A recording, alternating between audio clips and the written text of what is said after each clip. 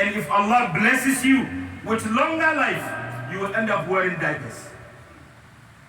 If Allah blesses you with longer life, you will be asked to stop eating sugar. You'll be asked to stop eating salt.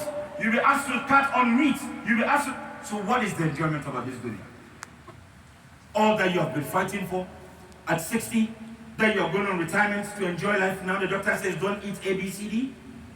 Doctor says take off your slippers and walk barefooted. That is good for your pressure. That is good for your pulse. How about the shoes that you bought? Very expensive shoes. How about the brand? There are some people that they will not even buy any regular shoes. They need brand. That shoes will be packed in the drawer and they will have no benefit to you. Why don't you concentrate on Allah subhanahu wa ta'ala? Why don't you concentrate on building your akhirah? Because all these things that you're doing will not benefit you. Imagine living your life just because you think you want to make your kids rich. Wallahi al-azim. If Allah has not so wished that your kids will be rich and become good people in society, they will never become what you want them to become. The only thing you can do for your kids is to give them good education, give them Arabic studies. Once they have these two things, they will survive with or without you. How many people were so rich and they died, they left so many properties and money, today their kids have nothing. We all know in our societies, growing up, you had people whose parents were very rich. They were going to the good schools. They were going on vacation. They were doing all of that. Today, they don't have nothing. Then you ask yourself, isn't this the child of that man or woman who was so rich? Today, you are even the one giving them something. You are here and they are calling you and you're sending them money. You are here and they are banging on your doors asking for help. Then you ask yourself, what is the money? So, brothers and sisters in Islam, we should not take our attention and focus away from akhirah, which will give us eternal happiness. The Prophet ﷺ said in this beautiful hadith, Ta'isa Abdul Dinar, Ta'isa Abdul Dirham, Ta'isa Abdul Khamisa, Ta'isa Abdul Khatifa. Ta'isa is a beautiful word in Arabic.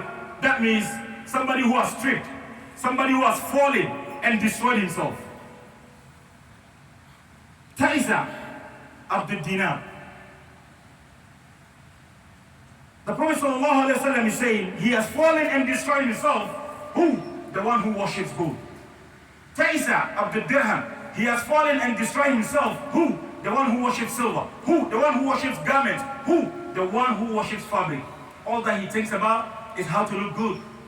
All that he thinks about, unless he doesn't hear or she doesn't hear, there is a new brand or new style of clothes or new whatever.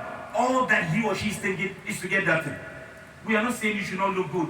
In fact, it's part of Iman for you to look good. But that should not be your main focus. That should not be all that you are working for.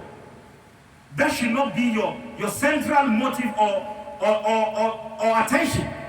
Because when you do that, then Shaitan has been able to change your focus from concentrating on Allah subhanahu wa ta'ala to concentrating on something else.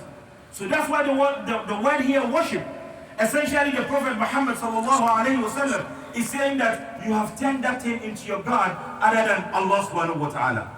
Because you want that new cloth, you want that new car, and you could do anything for it.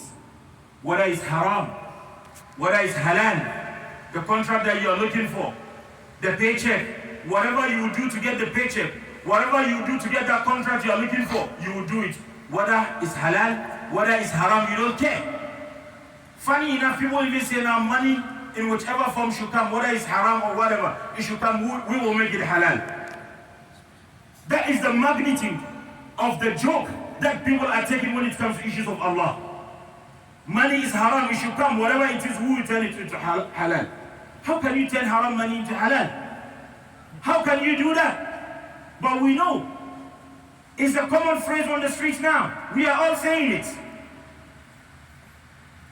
So the Prophet ﷺ is telling us about this hadith so that we will know where to place our attention and our energy and work towards attaining the pleasure of Allah subhanahu wa ta'ala. Because wherever you are looking,